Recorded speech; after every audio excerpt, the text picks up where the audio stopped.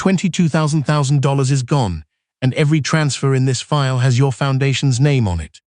Reese Alcott, 41-year-old chief executive of Alcott Development Group and husband of Dara Hollis Alcott, dropped the folder onto the cocktail table at the center of the Meridian Ballroom, as though he had been waiting a long time for the weight of it to land.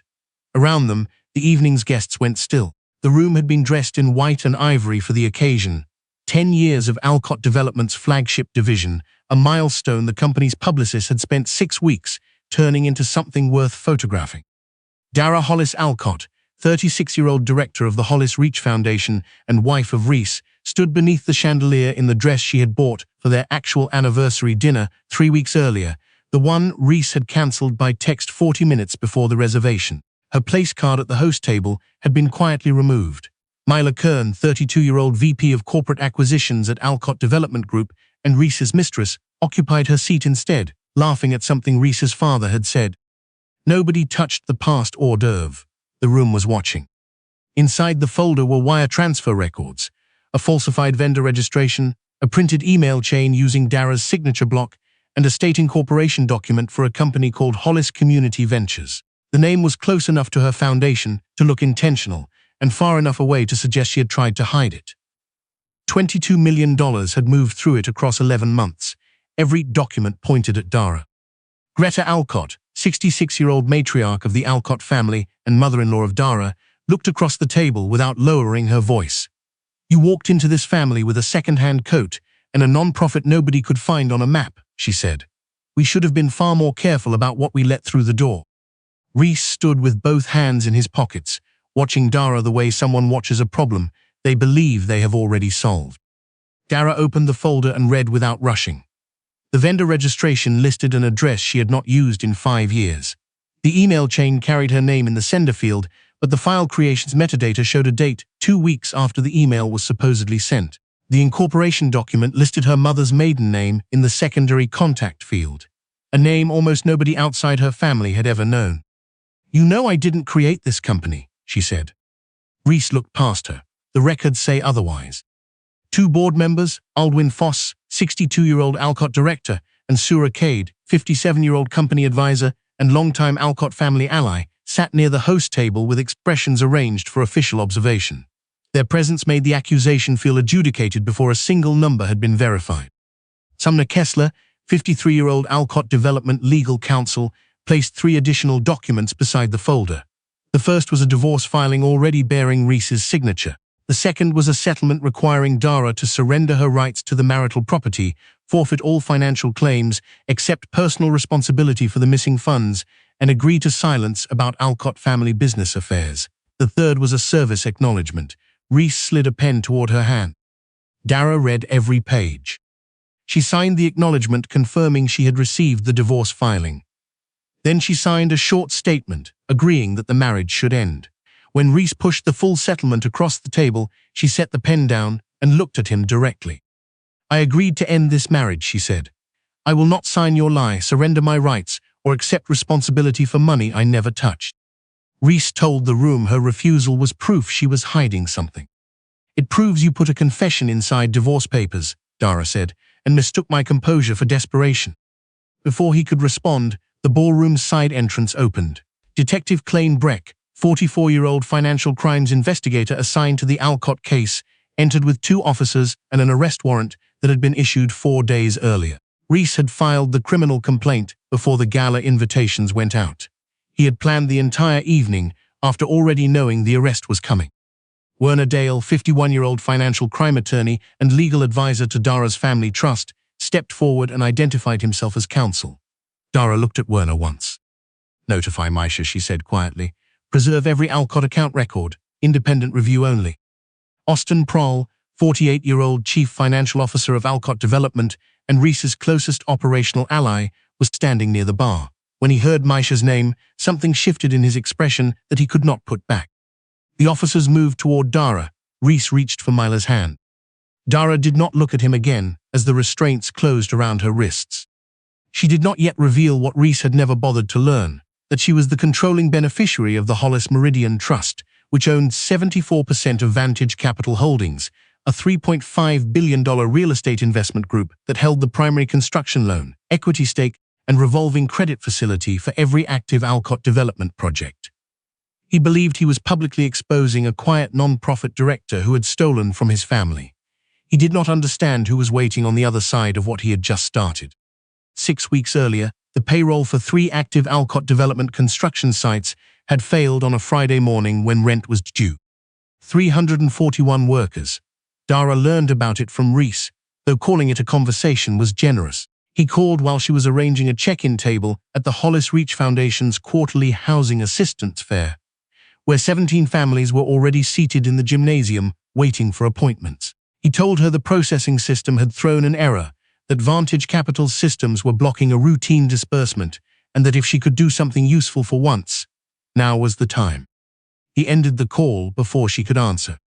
Dara asked her deputy director to run the fair. Then she drove to Alcott Development's financial operations office, where Austin had assembled a room full of executives looking for something to blame that wasn't themselves. She sat down and started reading. Alcott Development had drawn from its credit line, assuming a pending contractor receivable would clear that week. It hadn't. Payments to 3 vendors listed only as strategic consultants had pulled the operating balance below the threshold Vantage Capital required for automatic payroll disbursement. She found the vendors' names on page 4 of the supplemental ledger: Crown Point Advisory, Meridian Project Partners, Hollis Community Ventures. She paused at the third one. Austin noticed. "Familiar," he said. "No. It's registered to your foundation's general address." He delivered it pleasantly. The way someone delivers a thing they have already decided is damning. Dara returned to the spreadsheet. The vendor payments had been structured in amounts designed to fall just below the threshold that triggered automatic internal review. Someone understood Alcott Development's financial controls well enough to use them as camouflage. She flagged the entries, corrected the receivable misstatement, separated the payroll pool from the executive expense line, and submitted a revised liquidity report to Vantage Capital's operations team. An hour later, payroll released across all 3 sites. Rue Delmar, 52-year-old foreperson at Meridian Tower North, who had worked Alcott development projects for 24 years, was still in the parking lot when her phone showed the deposit confirmation. She had a specialist appointment for her husband, scheduled the following Monday. She had driven to the office at 7:30 that morning and sat in a plastic chair without leaving. Reese stood before the operations team that afternoon and announced that his personal negotiations with Vantage Capital had resolved the payment issue. Several employees thanked him. Rue Delmar shook his hand. Dara stood on the other side of the glass wall, watching. She had been doing this for years, letting competence vanish into Reese's reputation, telling herself it was generosity, that a marriage didn't need a scoreboard. She was starting to understand it had become something else, a habit Reese had learned to depend on without noticing how much of her it consumed. That evening, Misha Cord, 55-year-old chief compliance officer at Vantage Capital Holdings and a former colleague of Dara's late father, sent a message through the trust's encrypted communications portal. The Hollis Community Ventures account has triggered a fraud alert. The registration uses documents connected to your foundation and carries identification under your name. Someone may be building a financial trail with your identity. Do you know who opened it? Dara did not know yet. But she knew that Reese had borrowed her passport 8 months ago. He said the Alcott estate attorney needed it for a trust documentation update. She had handed it over without asking to see the finished paperwork. In the same year, she had rebuilt Alcott Development's entire compliance reporting model after Vantage Capital nearly declined their annual covenant review. She sent Misha a single reply: "Keep this channel open. I need the full scope before I move." Then she drove home and found Reese reading his phone with the screen tilted away from her. 3 days later, Cadence Alcott, 29-year-old communications manager at Alcott Development and Reese's younger sister, pulled Dara aside at a foundation event. "Did you set up a company called Hollis Community Ventures?" she asked, low enough that no one else could hear. "No." Fear entered Cadence's face. "I saw the name in a vendor approval file Mila asked me to pull 2 weeks ago." Mila walked into the hallway before Cadence could say anything more. She looked at Dara with the particular smile of someone who has already decided how the afternoon will end. "Vodden Records aren't really foundation business," Mila said. "I'm Reese's wife. You're the director of a non-profit he subsidizes. That's a different thing entirely." Cadence lowered her eyes and said nothing. Dara left the event and sent Werner a message from the parking lot. Someone used my identity to open a business entity. Pull every access request made on my personal documents in the last year. Werner met her the following morning with 5 reports across the conference table. Someone had requested copies of her passport, her foundation's tax identification records, historical signature authorization files, an old property deed, and her mother's death certificate. The requests had come through Alcott Development's estate planning office across a 4-month span. None of them corresponded to any legitimate estate update. The final restriction on the Hollis Meridian Trust expired last month, Werner said, opening a second file. You can now publicly claim your controlling position at Vantage Capital whenever you choose. Dara looked at the sealed envelope on the table beside her. She had written it for their 10th anniversary, which was 2 weeks away. She had planned to sit with Reese in the backyard and read it to him herself. Her full name, the trust, Vantage Capital, the childhood that had made the secrecy feel necessary. She had wanted to watch his face when he understood what she had been carrying, and she had wanted to see whether anything in him changed toward her. I still want him to hear it from me, she said. Werner didn't argue, but his concern sat in the room long after the documents were put away. She attended a leadership reception at Alcott Development the week before the gala and found Myla adjusting Reese's lapel beside the bar. The bracelet on Myla's wrist was from a designer Dara had seen charged to Reese's personal card 3 months earlier, in an amount she had not asked about because she had been trained not to ask. Greta found her watching. Mila understands what a man building something real actually needs, she said, loudly enough for the surrounding guests to absorb it. She doesn't spend her evenings helping people who will never be in a position to return the favor. Reese glanced at Dara. Don't. She had not spoken. Later, she returned to pick up a document she had left in Reese's private office. The outer door was ajar. She stepped into the hallway and stopped. Once she's charged, she heard Mila say from inside, nobody is going to look past the foundation connection. The name is too close, they'll assume. Reese's reply was flat and certain. She's always looked like an outsider to this family. They'll believe it without being pushed. Through the half-open doorway, Dara could see a printed copy of her passport on his desk, a folder bearing the shell company's name, a printed press release with a publication date of the gala itself. The headline described an Alcott Development executive uncovering a case of spousal financial fraud. The statement had been written before any evidence had been found. She photographed what she could see without moving closer. Then Reese noticed movement in the glass reflection behind him. He stepped away from Miller. He adjusted his jacket. He did not look ashamed. How long? Dara asked. Long enough that I stopped counting, he said. Mila understands what I'm building. You've always been more interested in other people's problems than in anything I'm trying to accomplish. Every construction worker on your payroll got their check last Friday, Dara said, because I corrected your CFO's spreadsheet at 7 in the morning and submitted the revised report before anyone in your office had finished their coffee. That was me. I did that. Reese said nothing. Myla picked up the folder. Your name is on the transfers. That's what the file will show. Dara left without giving him the letter or the truth he had already forfeited the right to hear first. She met Werner that night. He told her to document everything, change every access credential on the Foundation's systems, encrypt every image she had photographed, and preserve all of it through a protected channel. He also told her the gala was not a celebration. If they've already filed for the warrant, he said, they're using the evening as theater. Cadence texted at 11. I think they're planning to do this at the gala. I saw the press contact list in Mila's outbox. Photographers are scheduled at the front entrance starting at 7:30. Dara wrote back, don't tell them you spoke to me. Go if you need to, I understand. Cadence replied after a long pause, I'll go, I'm sorry. At the gala, Dara photographed every item in her bag before she entered the building. She sent Werner her location on a 30-minute update window. She wore her father's watch, the one she had kept in a locked drawer for years, because wearing it in front of Reese had always felt like leaving herself open to a question she wasn't ready to answer. When Clane Breck and his officers arrived, and the restraints went around her wrists, Reese was already holding Myla's hand. Dara looked at him once. She finished a thought she had been carrying for 2 years without completing it. That she had stayed not because she was afraid to leave, but because she had wanted to believe in the man who once helped her carry supply boxes to a community tax preparation clinic and ate leftover chili afterward and said, without any performance in it, that what someone inherited meant nothing compared to what they actually built. That man had made his choice. She had simply been the last to accept it. The holding cell had a television mounted on the far wall.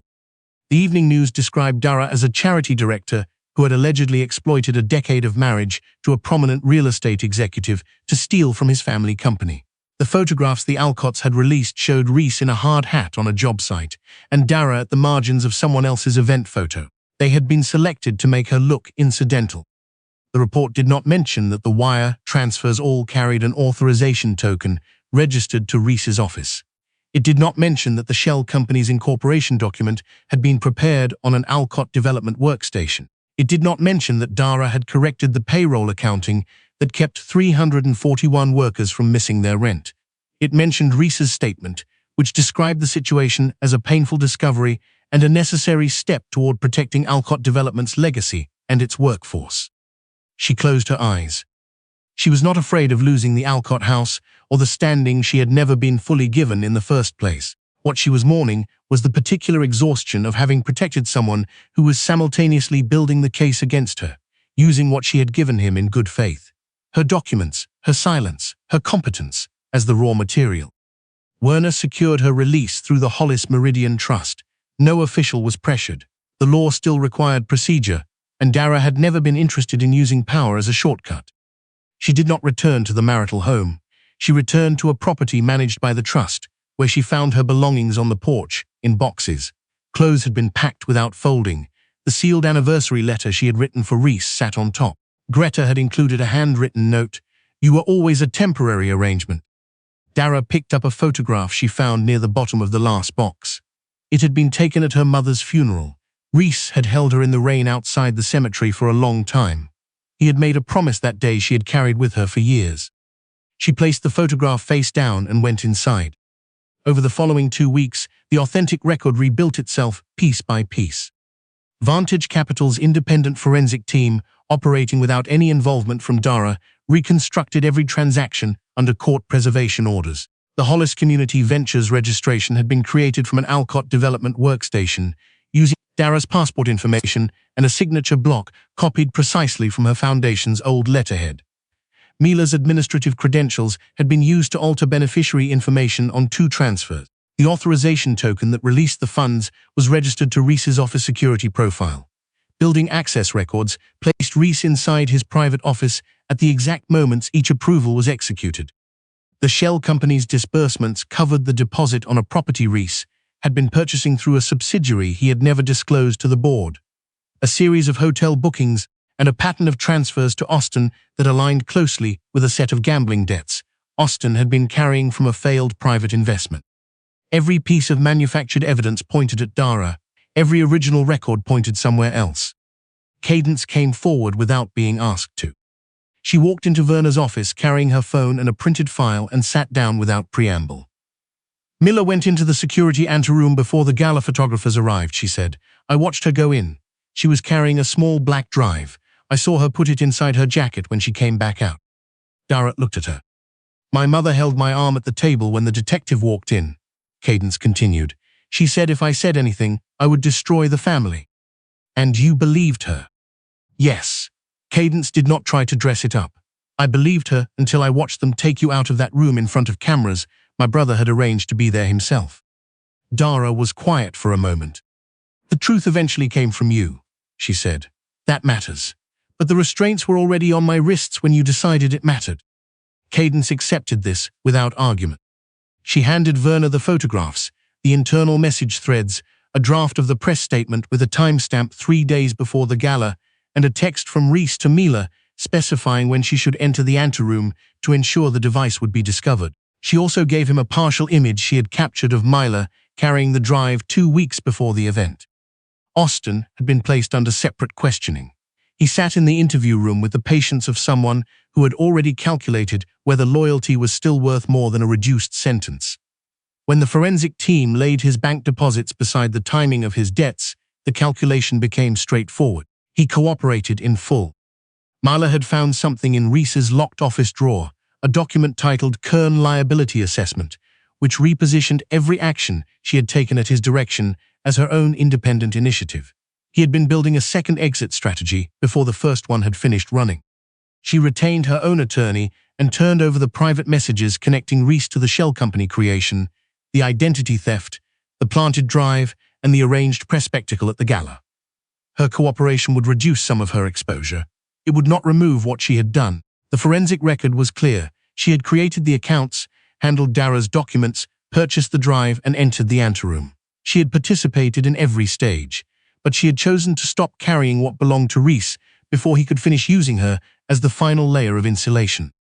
The morning the charges against Dara were formally dismissed, Vantage Capital's account restrictions moved from pending to active.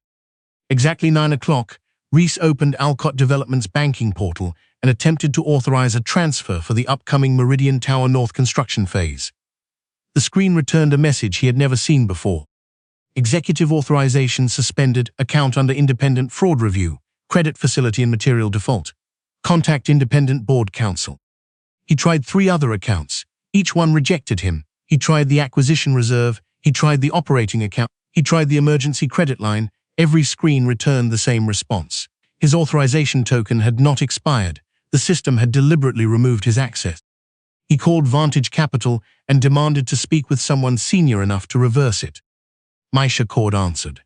Your credentials were identified in records that are currently under active investigation, she said. Your access has been suspended pending the outcome of the review. I am the chief executive of Alcott Development Group. My family has done business with Vantage Capital for 11 years. That history is part of the record we're reviewing. It doesn't change the present risk profile. Reese looked at the token in his hand. For 3 years it had opened every significant financial door in his company's structure. That morning it was a piece of metal attached to a name the bank no longer recognized. His fingers were shaking when he set it down. The following morning, Vantage Capital's independent committee presented its findings to Alcott Development's board. Reese, Miller, and Austin were removed from all account authorization. The credit facility was placed in default review. New borrowing was suspended. Payroll and essential supplier payments were moved into a protected disbursement structure controlled by independent supervisors. Hugh Alcott, 69-year-old chairman of Alcott Development Group and father-in-law of Dara, sat at the end of the conference table while the committee presented its report. When Reese told him that Dara must have leveraged a contact inside Vantage Capital, Hugh looked at the forensic summary and then looked at his son for a long time. She fixed the payroll that kept our workers employed last month, Hugh said. You told everyone in that building that you did it.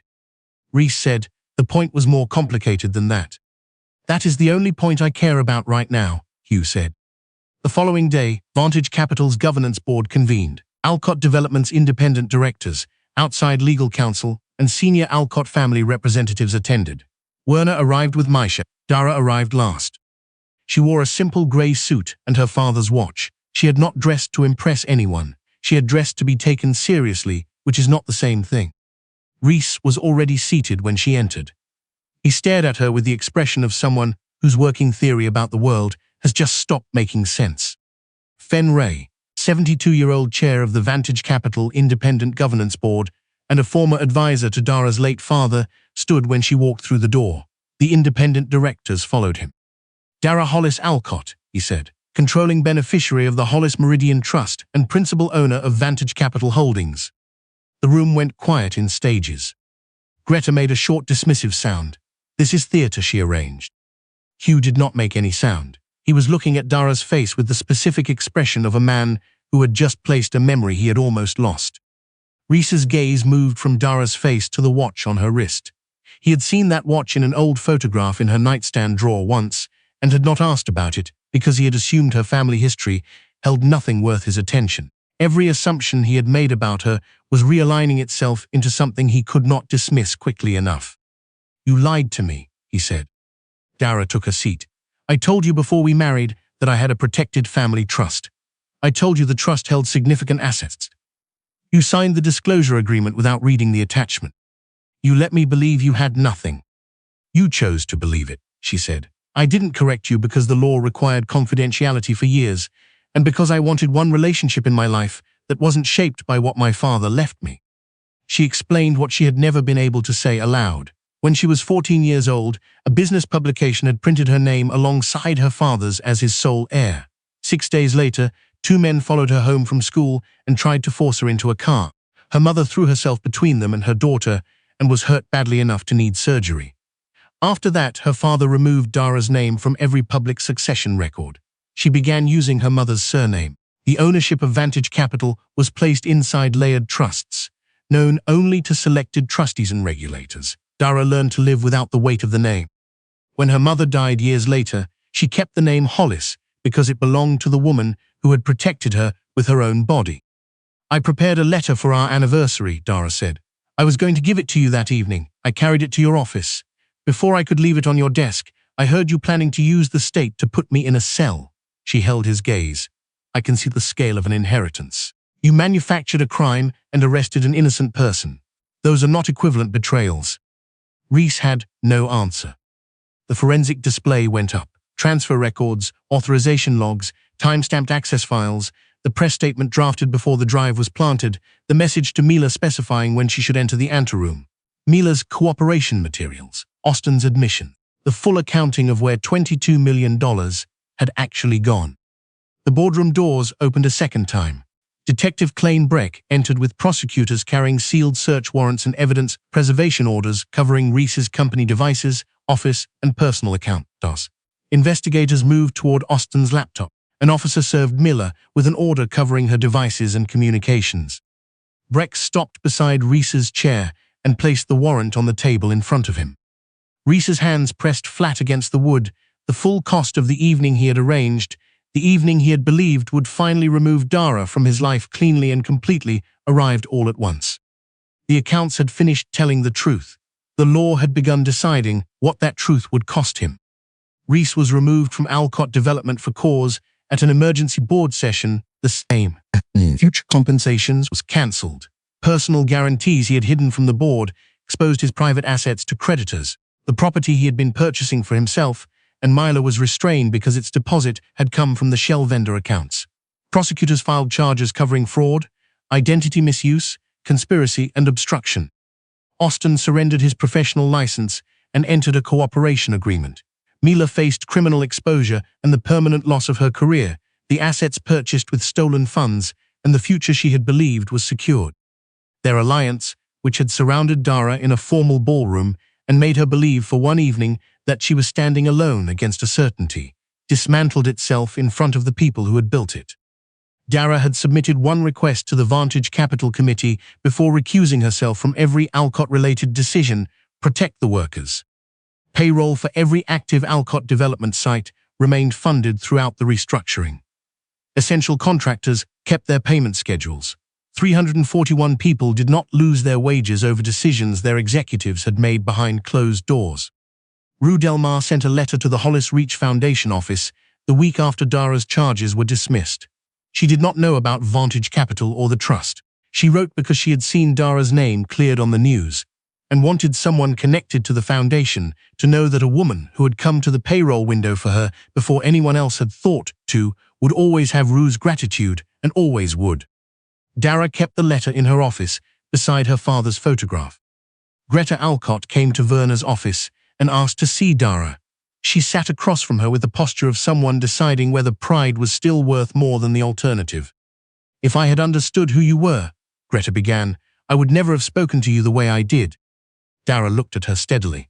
"The person you spoke to in front of your guests and your family and your dinner table deserved basic respect before you knew what she owned." Greta lowered her eyes. Even the apology was calibrated against a balance sheet. It measured Dara's worth in assets rather than in anything Greta had actually been wrong about. Dara acknowledged the words without granting the absolution behind them. Cadence arrived at the foundation separately on a Tuesday afternoon without calling ahead. She stood in the doorway of the main office without sitting down. "I'm not here to ask for anything," she said. "I need you to know that I watched them put restraints on your wrists, and I had information in my phone that could have stopped it, and I chose to stay silent." "You chose your family." "I chose fear disguised as family, yes." Dara thought about every time she had made herself smaller at the Alcott table so the room felt more comfortable. Every time she had let Reese walk out of a meeting carrying credit that belonged to her, because making him feel large had felt for a long time like a form of love. "Late courage," she told Cadence finally. but it doesn't cancel the price someone else paid while you were deciding. Cadence accepted this without negotiating. The divorce order was entered on a Tuesday morning. Verna placed the document on Dara's desk while the news was running a segment about Reese's upcoming sentencing. She signed the receipt, confirming she had received the final order. The same signature that Reese had once lifted from a 3-year-old grant application and used as a forgery tool to build a criminal case around her name now closed the legal record between them. It meant only what it had always meant when she wrote it herself. She stepped out of the Vantage Capital offices that morning for the first time as Dara Hollis Alcott, publicly and completely. She kept the name Hollis. It belonged to the woman who had taught her that what you protect matters more than what you inherit. She accepted a non-executive governance role at Vantage Capital focused on ethical lending standards, construction worker wage protections, affordable housing financing access, and financial literacy programs for small business owners. She did not place herself above the institution's independent board. She did not make decisions she had recused herself from and then return to them from a different chair. Her ownership carried responsibility. It did not make every decision hers to make alone. The Hollis Reach Foundation expanded its mission to include legal support for individuals falsely implicated through identity fraud, emergency stabilization grants for construction workers affected by employer financial misconduct, and scholarship funding for women entering forensic accounting and financial law. Dara declined 3 donations that first month, each from investors who had learned she controlled Vantage Capital and wanted proximity to what came with that. She accepted support only when it was connected to a program she had built, from people who had understood what the program did before they understood who ran it. At the Foundation's first event under the expanded mission, Rudelma sat in the front row. She had not been invited because she was useful. She had been invited because Dara had not forgotten the plastic chair by the payroll window, or what had been at stake in that particular line item, or whose life was on the other side of the number. Dara opened the event by signing the new Foundation charter at the front of a full room. The applause went on longer than she had expected. She looked at the people who had stood beside her before they understood what she was worth, and her silence in that room felt like something she had earned, rather than something she had been forced into. Some mornings, she walked through Vantage Capital's operations floor before the building filled. Analysts prepared disbursements, processing queues ran their ordinary routines, and the machinery of an institution that connected real money to real people's lives moved without any drama at all.